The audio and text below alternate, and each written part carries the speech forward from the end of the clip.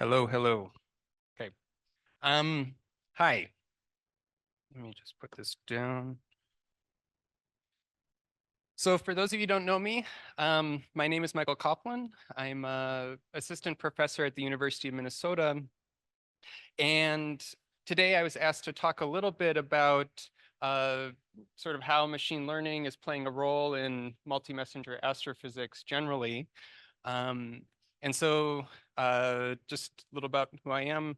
I co-lead the alerts group for the gravitational wave collaborations. I also am part of ZTF, and so I'll be giving kind of a mishmash talk, some gravitational waves, some optical stuff. And so to give kind of my own biased view on how this time domain astronomy ecosystem of ours works, which sort of machine learning plays a role throughout many of these pieces. But sort of if you start from the top left, you start with your survey data, something like this Wiki Transient Facility or Rubin, which are putting out alerts. They're read in by brokers, which are basically sort of annotation pipelines that use machine learning and other tools in order to filter your data down to the science that you care about.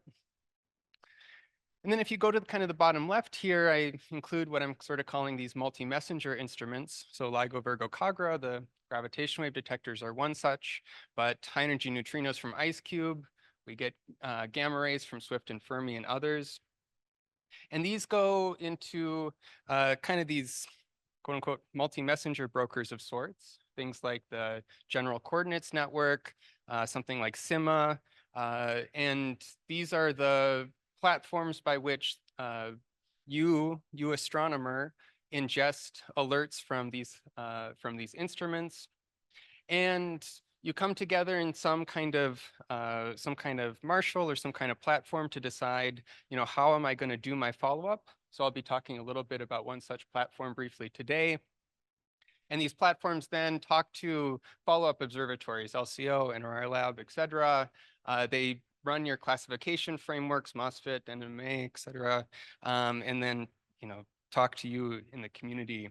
And so this is kind of at least one way to think about how the data flows through sort of this time domain ecosystem. And so to focus for a second on multi-messenger, so the sort of the quintessential object GW 2017, there'll be a number of talks even in this session that are going to talk a little bit about it. So I won't go into detail here, but there's a lot of challenge when it comes to identifying multi-messenger counterparts. So if we just sort of start with the gravitational wave strain, so I have my gravitational wave detector, I'm measuring strain from something like a compact binary coalescence from a neutron star or black hole. From that strain, I need to clean the strain. I need to calibrate that strain. I need to turn the counts on my photodiode into sort of meters per root hertz, some physical metric. I need to then detect my neutron star merger. I need to localize it on the sky. I need to tell the community where to look for my neutron star merger. I need to classify that object. I need to tell the community, is this a neutron star? Is this a black hole? Is it likely to have some kind of gravitational wave counterpart? And then I need to produce an alert. I need to tell you, astronomer, what's that an alert has happened. From there, and again, this is kind of focused on the optical perspective. There's a handful of ways that sort of the community looks for gravitational wave counterparts. One way is you have a wide field of view instrument, say something like ZTF or Rubin, many square degrees on the sky. You tile the localizations. Within gravitational waves, our localizations can cover something like 100 to 1,000 square degrees on the sky, so you need to be doing tiling. Another way to do this, so galaxy targeted searches, the gravitational wave detectors are sensitive to, let's say, a few hundred megaparsecs currently. And so it is a viable strategy to look at galaxies in our local universe to do your follow-up. So regardless of which of the two you've chosen, you've taken your images, you get candidates out. Of your candidates, you get follow-up photometry and spectroscopy to classify and hopefully identify and then characterize your system. And I'll be talking a little bit about various pieces of this, but there is machine learning from the top all the way to the bottom here, and it's really changing how we're thinking about doing multi-messenger. So just to give folks a sense for a second about the kind of gravitational wave searches that we do. We have a number of searches that are operating online. So we have some that are designed to look for compact binary coalescences or these black hole or neutron star mergers. There are something like 4 or 5 pipelines that are designed to do this. They run in a couple of configurations. The prototypical one is what I'd call an all sky search, all sky, all time. Basically, anywhere you're on the sky, we can see you. But another exciting search that arose at the end of the last observing run and has been running in production over the last year and a half or so are what we refer to as early warning searches. And so early warning searches are searches for neutron star or binary black hole mergers actually before the merger. So you're looking at the in spiral and trying to identify and alert the community actually before the merger happens. And then finally, we have what are known as subsolar mass searches. And so these are being developed, and we expect that they'll be turned on before the end of '04. But one of the kind of unphysical cutoffs that our all sky searches have been doing up until now, we only search up above 1 solar mass. No reason that you have to do this. And so a lot of work has been going into enabling this. So these are our sort of modeled searches. We also have unmodeled searches. We're talking about rare gems here, so kind of the unknown unknowns.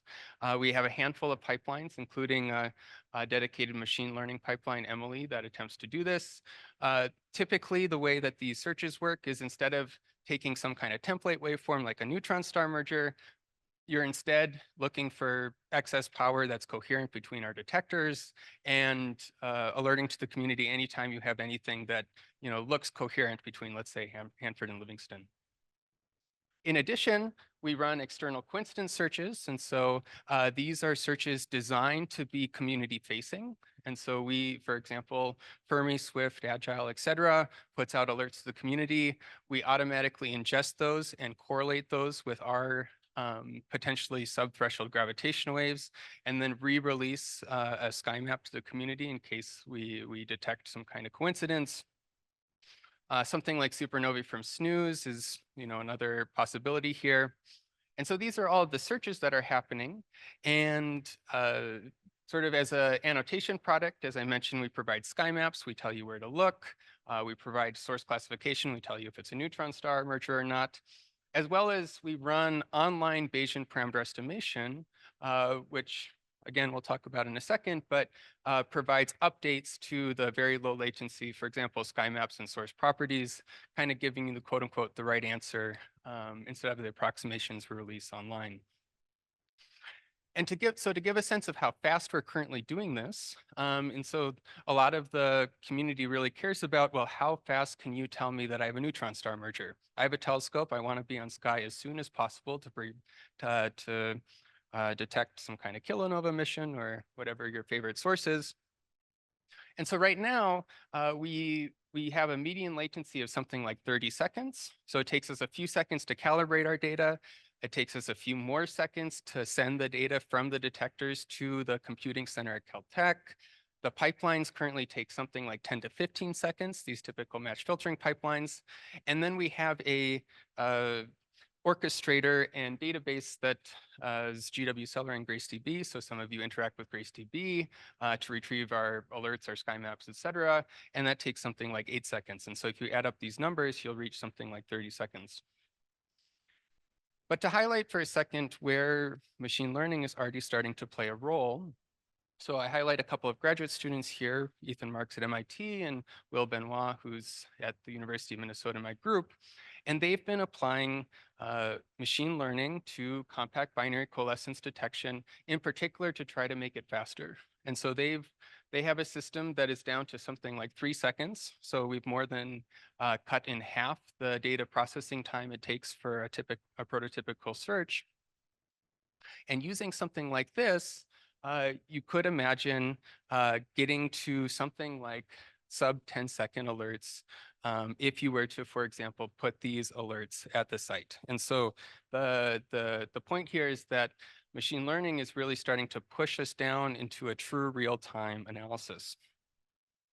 Now, just because I can tell you that something's been detected, that does not tell you it's something you care about, right? We need to be able to tell the community that, you know, it's not a binary black hole, it's a neutron star. And so the other half of this that has been coming online over the last year or so are a handful of normalizing flow-based parameter estimation pipelines that within seconds give you posterior distributions for things like the right ascension and declination on the sky, the mass of the system, the distance, and so on. This is all of the information that we require in order to send to the community. And so just for context, the typical median Bayesian parameter estimation run for O4 is a few hours right now.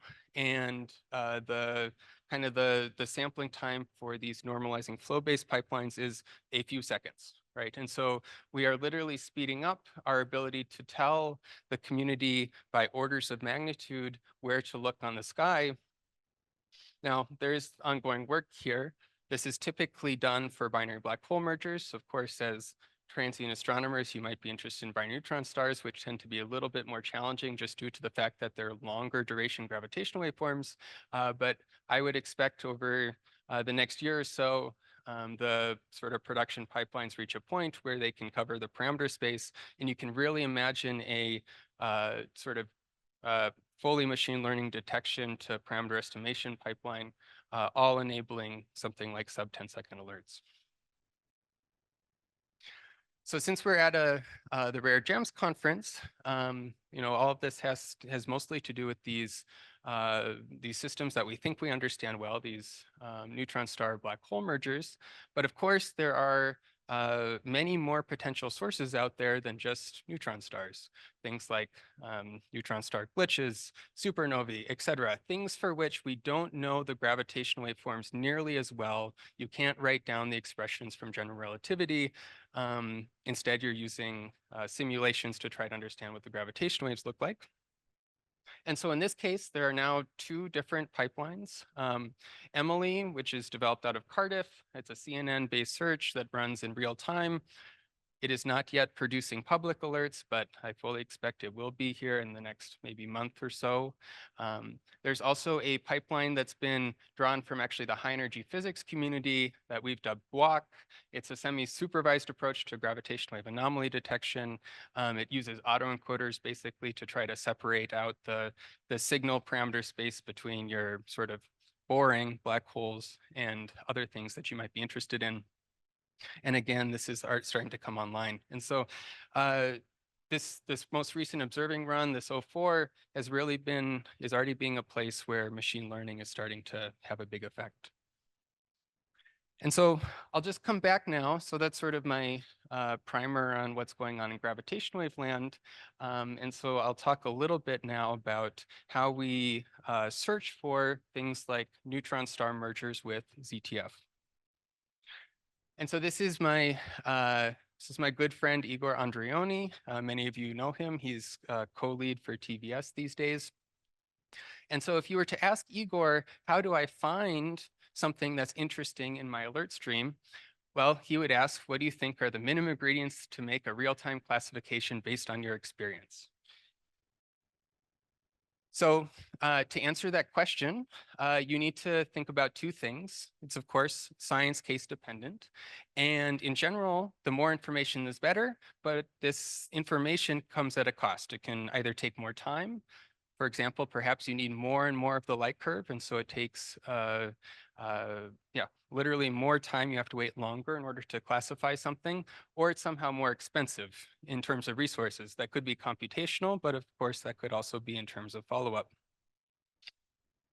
And so the things that, in general, if I'm going to make a sort of kilonova neutron star merger pipeline, most of us will agree on a few things. One, you'll want a real transient. You'll also, in general, want something that's high galactic latitude. It's off the plane. It's not likely to be some kind of CV. Ideally, you'd have some kind of deep archival images available, so you're not going to get too tricked by potentially a stellar source, and perhaps some kind of star-galaxy separation, again, so that I'm looking for things that are in galaxies and not from stars. The other piece that you're going to care about, in particular, if you're looking for fast transients, fade rate, sort of delta M, delta T, and that raises the importance of cadences. A lot of the discussion in Rubin over the last few years has been about cadences, and we'll get into that just a little bit, but this is exactly where the ability to measure how much something is fading over time, that's where, for us, cadence enters in. And so if we focused on kilonovae for a second, what makes them hard to look for, right? So this in red here is 172817, which again, others in the session will talk briefly about. But I'll just highlight a few things. One, this red line here, its absolute magnitude is much, much lower than you get for your prototypical supernovae. At peak, 1717 was something like -16. And so you're at least a few mags off of other typical sources. The other thing is that they're very fast. So you can see that within just a few days, 1717 was off this plot. And so the algorithms that you define need to be able to look for and identify this. And so this is where we built this algorithm known as ZTF-REST that's designed to look for fast transients. The sort of secret sauce of this was for every transient discovered by ZTF, we would run force photometry. Now this no longer is an exciting thing. Force photometry is available in all alert packets coming off of ZTF. That was not true a number of years ago when we first built this. But the other secret sauce was automatic follow-up using resources like SEDM. And so we would get an object, we'd run force photometry. If it had a fade rate that was higher than 0.3 magnitudes per day, and which is kind of the a rough cutoff for what you might expect for kilonovae, we would get follow-up of it. And this has been reasonably successful. And so we've had a number of exciting discoveries that we've had over the years. We have a bunch of stuff on Slack. We've found a bunch of shock cooling supernovae. We've found a bunch of serendipitous GRB afterglows. We found a jetted TDE. This was particularly exciting. This was a couple of years ago now. This was the first relativistic TDE discovered by an optical survey. Swift had found some maybe a decade ago. It was also the furthest TDE ever discovered. The point I make about this plot, or the value that it brings, Igor and I went into this looking for kilonovae, but we had a algorithm that was simply looking for things that were fast fading. And so we went looking for neutron star mergers and found other exciting things, right? And so part of these when you're looking for these quote unquote rare gems, you need a wide enough parameter space and not sort of make too many assumptions such that you can't find the coolest stuff. And so over the last few years, we've been running this for 4 or so years now. We have not found any kilonovae. We had actually at the time beat the upper limit from the gravitational wave collaborations in terms of kilonovae. You'd expect that this rate would come down by a factor of 2, given that we haven't found anything since. But what does all of this mean for Rubin? So if you just assume something like a kind of prototypical higher rate from the gravitational wave collaborations for how many neutron star mergers you should have, something like 800 per gigaparsec cube per year, and a uniform luminosity function, there's something like 350 17.17 like kilonovae expected in Rubin data, but only 3 to 32 might be identified using ZTF-REST-like algorithms. The reason I raise this is you also need to be thinking when you're thinking about your cadences and what you can actually detect, what can you actually identify in alert streams? We could play the same game for ZTF. I'm sure there are, of course, more kilonovae in that stream that we just have not identified. Perhaps we only had a single point from it, and so you need algorithms like this to try to assess how you're doing. The other point I'd make, and I want to thank both the Rubin community, but folks like Lynn Jones and others doing the cadences. Over time, the baseline cadence for Rubin for kilonovae in particular has only been going up. So on the x-axis here is sort of the versions, the baseline survey. It's been going up and up and up over a factor of 2 improvements since the beginning. And so big thanks to that crowd. So that's sort of serendipitous neutron star mergers. What about if you're using Rubin to do TOOs? Just taken from Igor's paper from a few years ago and going through the rates calculations, you'd expect to discover something like 10 counterparts to neutron star mergers, perhaps 15 neutron star black hole mergers per year during 05. More recently, given the rates updates and some of the work that went into this Rubin TOO workshop that Berkeley hosted, their report is on the internet. It's a very interesting read. Those numbers have come down somewhat, mostly due to pessimism about the gravitational wave networks, but something like 6 binary neutron stars and 2 neutron star black holes. Overall, Rubin still remains a very important platform, looking ahead. The other thing I just want to highlight while I'm here, I think I'm close to 25 minutes, so I should be closing up here. As part of the work to enable this multi-messenger astronomy, we've built what is known as a nuclear physics and multi-messenger framework, which we dub NMMA. It's a public framework that enables you to do joint gravitational wave and electromagnetic sampling. We use this within ZTF REST, for example, to fit light curves for kilonovae, GRB afterglow, supernovae, et cetera. Make claims like the odds ratio for one kind of transient is higher than for another. It's all open source, unit tested, pip conda-installable. Consider using it if you're interested in these kind of searches. And I'll just finally highlight that where machine learning is coming in, we've been using likelihood-free inference in the light curve game true as well. One of the nice things about light curves is that they're time invariant, and so you can actually do things like similarity embeddings to take away the time invariance in the light curves, which enables simply faster sampling. There's a paper that's going to be coming out soon showcasing how to do this. But again, this can only help with improving the speed of our follow-up. Okay, so I think I'm at my time, 3 minutes. Okay, I'll just quickly highlight one more piece of this then. So Sky Portal is one of these marshals that enables you to do coordinated follow-up. It's a open source framework that goes all the way from ingestion of alerts all the way to automated triggering of follow-up. And so just to show how it helps you with your gravitational wave follow-up, you can ingest localizations. It actually has some of the classification metrics built in. It enables scheduling for wide field of view or galaxy targeted telescopes. We can cross-match the alert stream of ZTF with, for example, localizations, and it's done in the HealPix basis, actually in the Postgres backend, and so it's very, very fast. We've built in a bunch of API interactions. We most recently we just enabled this for SOAR. So for those SOAR users, you'll be pleased with this, and have built-in analysis frameworks to do your classification.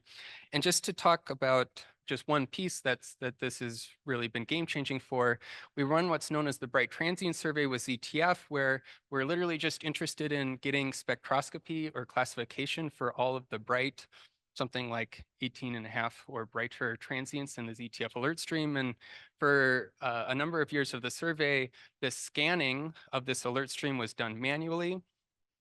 In the past year, an introduction of a number of tools, but in particular what's known as BTS bot basically a machine learning algorithm to replace the human scanning, has now enabled completely humanless processing to the point where in the past year, the team, we announced the sort of first fully take your images all the way to TNS classification, discovery, SN 2023 TYZ.